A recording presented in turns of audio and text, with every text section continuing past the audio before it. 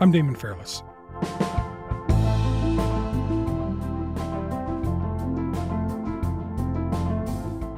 Early learning and childcare is the national economic policy we need now. To pretty much any parent across the country, the Liberals' announcement in 2021 that they'd be bringing daycare fees down to $10 a day by 2026 was a massive relief. That's why this budget commits up to $30 billion to build a high-quality, affordable, and accessible early learning and childcare system across Canada. By 2022, they had signed an agreement with every province and territory in the country. But now, less than 2 years in, cracks are beginning to show. The YMCA is warning that some of its childcare centers could be at risk of closing if the province doesn't soon provide an update on how it plans to compensate the nonprofit under the national $10 a day childcare plan. Dozens of childcare centers across Alberta are taking part in the first day of rolling closures to protest. They say the funding is insufficient and putting an unsustainable strain on operators. Calgary's Little Worlds Daycare was locked up tight Tuesday to the frustration of parents and their kids. It's more about him and his needs not being met because the Alberta government, the federal government, and childcare providers cannot find a compromise. So today I'm speaking with Martha Friendly, Executive Director of the Childcare Resource and Research Unit. She's going to tell us about the growing pains facing affordable daycare.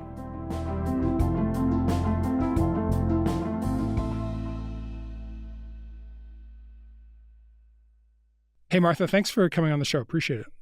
Oh, and thank you for having me. Okay, so before we get into some of the problems and some of the concerns we've been hearing from childcare providers and from parents, I mean, I have to come clean. I've tried to understand it. I don't think I fully understand how the funding for the program works or it's supposed to work. So could we just start there? Could you break it down in really simple terms for me? How's the $10 a day program funded? So this program is set up between the federal government and the provinces. Mm-hmm. The federal government's role is to provide the money to the provinces, to the provincial territorial governments, and some conditions. After that, the provinces and territories devise the way that the money gets to the service providers. Mm-hmm. So it works differently in the different provinces and territories.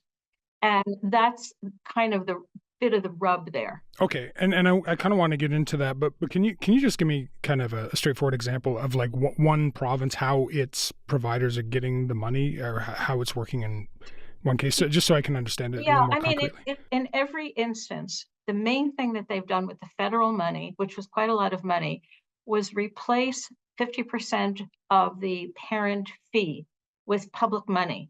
So that meant that if a center was charging, in Alberta, for example, was charging $100 a day, mm-hmm. Now the parent would be paying, this is general, $50 a day. And the money that comes from the federal government is basically going to that center to operate another $50 a day to replace the parent fee, which has been the first step in every province. And there are different ways that it works. Mm-hmm. For example, now they're all in the process of working out funding formulas, which hasn't really been done. So that's the general way that it works. It's from the federal government to the province to the center in order to operate. And as you mentioned, because they're in the process of working out the funding process, is that why we're seeing this variation in what parents in different provinces are paying? So like in Manitoba, folks are already paying $10 a day. In Ontario, a lot of people are paying closer to $50. Is that why we're there? Part of it is historical. So the fact is that Manitoba, before this federal program came in, Manitoba was already charging parents. They set the fee, the province set the fee, as they have in Quebec and PEI, and now a number of other provinces do that. And the other piece of what you're bringing up is the federal government had actually one of the conditions that they had set that wasn't to have come into play yet was that all fees would have to drop to an average of $10 a day by next year. But some of the provinces exceeded that, and a number of them have already reached $10 a day across the board, Manitoba being one example. So there's variation in what goals they've achieved. And I guess the other thing that I want to say about that was in provinces where the fees are not set by the province, Ontario being a good example, or Alberta, where they still use market-based fees. So they're based on the previous fees before the federal government came in. There's an enormous range of what parents are paying. Right. So I kind of want to get into some of the challenges or the problems that we're hearing about now. And I want to start actually with what we've been hearing from the daycares. So to take one example, here in Ontario, the YMCA, which operates a fifth of all licensed daycare spots, it's saying that a lot of their centers are operating at a loss. A lot of them are at risk at closing, they say, if they don't get more money from the provincial government. So can you help me understand what's going on there? Why are these centers having to run up deficits right now? The reason is because of the way the money is coming from the province to the centers. And this is a similar problem in Alberta, but it's not a problem. This particular problem, how extreme it is varies by province.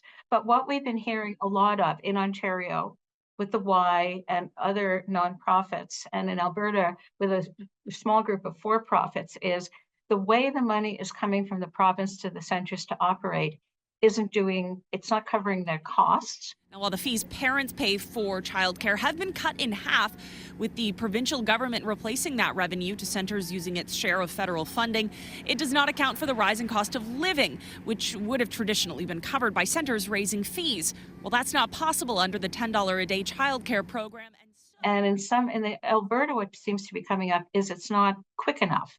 This issue has arisen in some other provinces, but less so. And in some cases, the provinces have fixed it because it's quite fixable. This is an implementation issue. The provinces are putting variable amounts of provincial money into this program. And they haven't developed a good enough formula for how they would account for things like inflation. They have not yet developed a funding formula.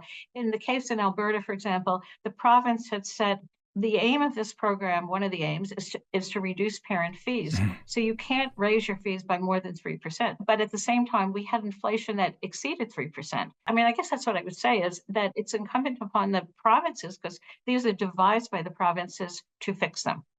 Mm-hmm.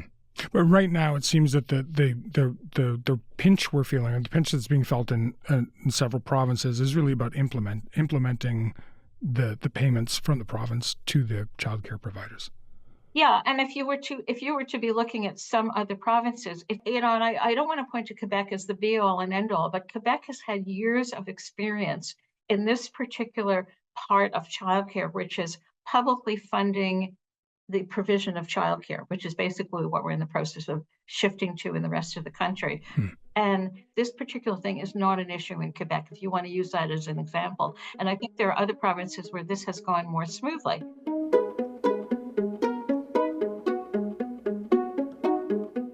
Okay, so those are some of the challenges that the childcare providers are facing. Then there's the issues that parents are facing. So, big one being there's not nearly enough spots. So you hear these stories, right, of people who can't get, come back to work because they haven't been able to get a spot in childcare, even though they've basically, called the place after they got pregnant. So how much has the federal program increased demand for daycare? Well, of course it increased. I mean, it was given that one of the barriers to parents was that it cost way too much money. So when they reduced the fees as the first piece of it, the provinces all set with the federal government in negotiations targets for expansion, because everybody knew that it would increase demand. The problem really is there actually has to be much more of a planned and public approach to expansion, because what we've done historically in childcare, and we've written about this, is we wait till somebody shows up and says, I'll start childcare over there. I did it myself in a parent group several times. It could be an entrepreneur and says, I'll open up childcare in this more lucrative area. So what we have are, across the country, many, many childcare deserts. So overall, we don't have enough childcare. We don't have enough childcare more specifically for younger children infants and toddlers because it's always been more expensive to provide. A new report from the Canadian Centre of Policy Alternatives is highlighting just how dire the situation is in Canada. 946,000 are living in daycare deserts, meaning at least 3 children per postal code are competing for a single spot. And we also we have areas where there's no childcare because in some rural communities, nobody has turned up to open childcare. And from studying this for many years, it's quite obvious to me that if you want to expand childcare, it has to be publicly led. And it hasn't really happened the way you can see it was taken on in other countries where, they really developed childcare. Okay, so one of the main reasons there aren't more daycare spots is that, there just aren't enough staff. That's been an issue for a long time. So can you help me understand, why is it so hard for daycares to hire folks and retain their staff? First of all, you have to keep in mind that this has always been a problem because it's always been a job with low wages and low recognition. But it was really exacerbated by the need for expansion, as well as kind of the fallout from the pandemic. The federal government is promising 250,000 spots over the next 4 years. But early childhood educators that care for these children, many of them have diplomas or degrees. Some make little more than minimum wage. The job is not easy, and many are leaving the profession. In the new funding, most of the federal funding has actually gone to reduce parent fees, make childcare more affordable. There has not been enough attention to the issues that have been pointed to for years that are keeping qualified early childhood educators from not working in the field. The main one being wages, and then other things like benefits, then recognition and career ladders and working conditions. So if you put that all together, it's a major complicated issue that needs attention across the country, is how we're going to have the workforce that we need in order to maintain the current system and expand it with qualified early childhood educators. Ontario is already projecting that it will fall some 8,000 early childhood educators short of its target, Jackson, your turn. Unless something changes to make the job more appealing. I don't see the future of me continuing in the field. Why not? Just the working hours, the pay. It's really devastating that we are paying below what we are supposed to be paid, and for the work that we actually do for the community and the children. Are there any provinces that are doing anything that you think is working to make these roles more enticing? I think that different provinces are doing different pieces of it. The question of a wage grid or wage scale, which is kind of an organized way that a province has a structured way of identifying how much people are going to get paid with different criteria, no matter where they're working.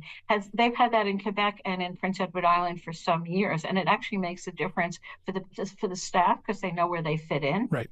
And it also makes a difference to predict how much it's going to cost. And other provinces have introduced wage grids or wage scales. A couple of them have, and others are working on it. So that's one thing. And then I could point to things like benefits. Nova Scotia recently announced I think people think quite a good pension plan. And I know that kind of thing is on the table and, in the agenda in different provinces. I know that Manitoba has, for some years, had a pension plan for early childhood educators working in licensed centers.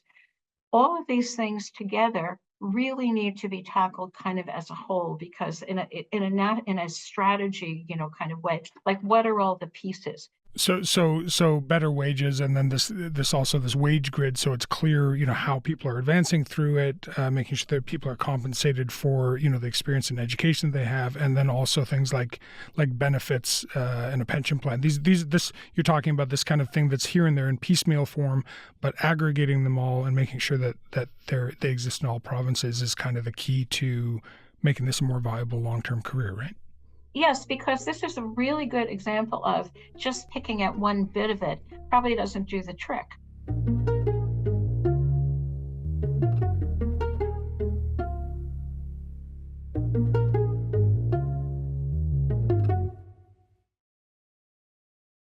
So I want to talk about some of the criticism of this. So there are folks saying that the issues that we're seeing right now, the stuff we've been talking about, basically points to the fact that this program is destined to fail and that it's driving daycare Yeah. providers into the ground.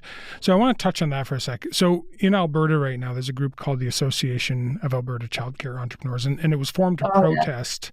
So it was formed to protest the $10 a day program, and this week it's been organizing these rolling closures of daycares, in protest of the federal program. Yeah. In fact, more than a dozen closed on Tuesday this week. Outside of Lethbridge City Hall, some daycare operators and their supporters are making their voices heard. The protest is against the federal government's $10 a day daycare program. We do believe that there's no sustainability in this program right now, and we're urging the government to renegotiate. So this group says that the federal program, and I'll quote here, risks destroying their businesses and compromises childcare quality and choice. And then going back a ways, the Fraser Institute also published an op-ed last year that said, and I'll quote again, "From coast to coast, the childcare sector is suffering crisis and widespread shortage, the entirely foreseeable result of a massive expansion of government control." So I guess my question after that lengthy preamble is, do you think there's a point to that? Do you think these folks have a point? I think it's really opportunistic. And if you look to see who's producing those things and who's doing the walking out, they didn't support it in the first place.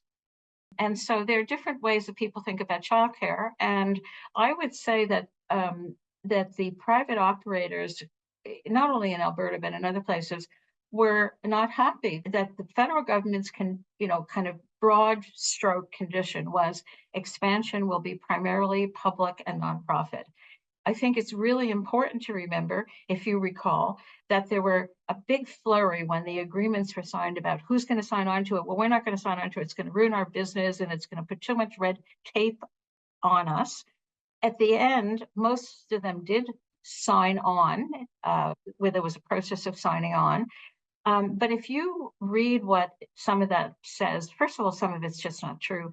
Actually, public funding is necessary to have childcare be affordable for parents. It's necessary if you're going to pay early childhood educators enough money. And if you have significant public funding, so Canada is finally now stepping up to what many of the European Union countries have had for some years, it requires more policy, more public management, and accountability for the public money. So some of the objections are to accountability measures. Things like, like if you really read the things, some of it is about freedom and choice and businesses and things like that. And I don't know how to respond to those kinds of things that are being written. I read them all the time. They're very opportunistic. You see, we told you so. Well, if you look at any country that has a good childcare system, there are growing pains in bringing it along. There are places where it changes direction when a government changes or something like that.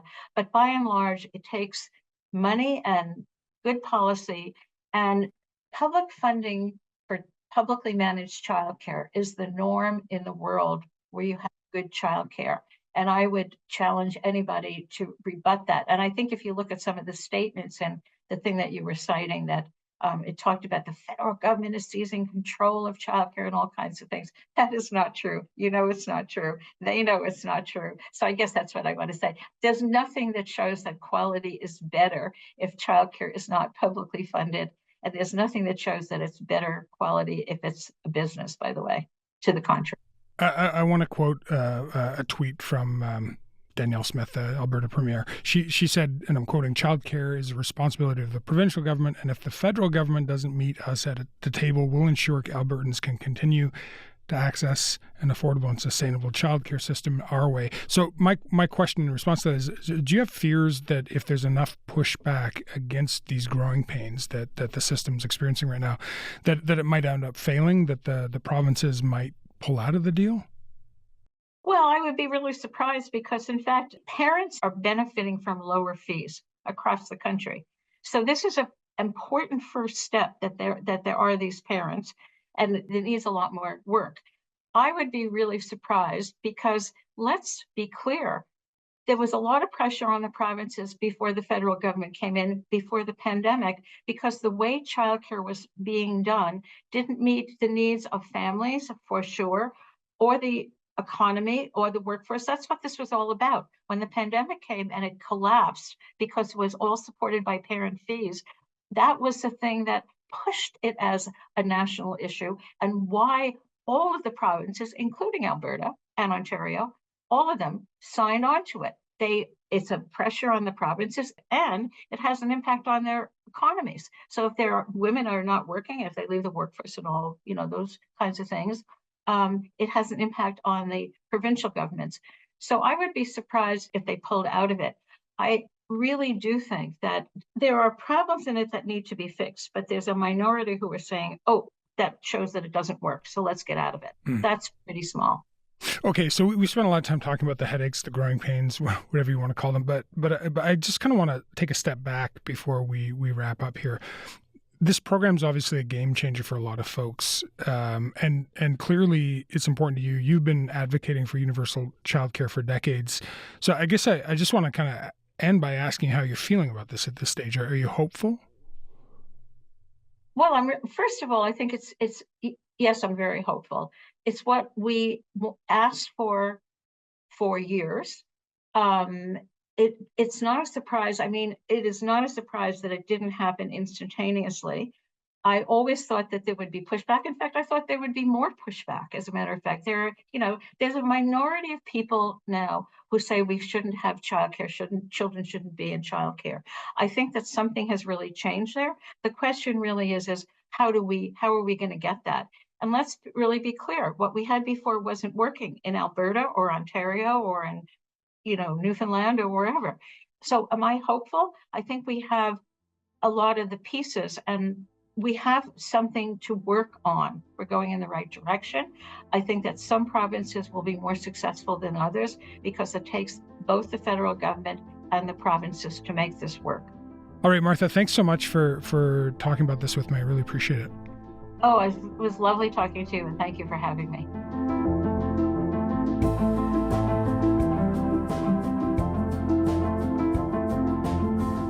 All right, that's it for today. I'm Damon Fairless. Thanks for listening to Front Burner. I'll talk to you tomorrow.